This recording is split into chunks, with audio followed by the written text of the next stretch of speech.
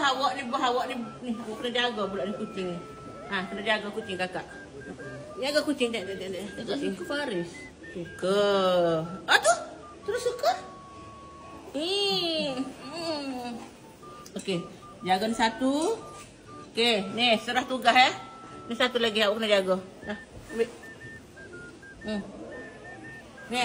Bukan. Awak kena jaga dia sebab kita kena bawa pergi mana-mana bila Cik Mi pergi. Boleh awak jaga? Lah, ni namanya komitmen. Apa komitmen? Kena bawa pergi mana-mana. Kasih sayang tidak boleh ditinggalkan. Kasih sayang kena bawa. Oh, tengok. Mama suka main hidung kucing. Kenapa? Sebab dia basah. Ke Cik B. Nanti you all, saya kena goyak terus. Nama ni adalah Pedro. Yang tu adalah Timothy. Sekejap. Yang kakak Timothy. Ini dia Timothy. Ini Timothy.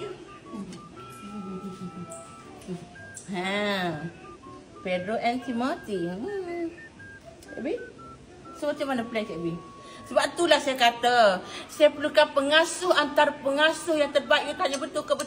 Betul, pengasuh kena willing untuk jaga Cik B, willing untuk jaga kucing. Kat mana so you all dapat? Ya kakak. Sudah. Cik B pegang dia.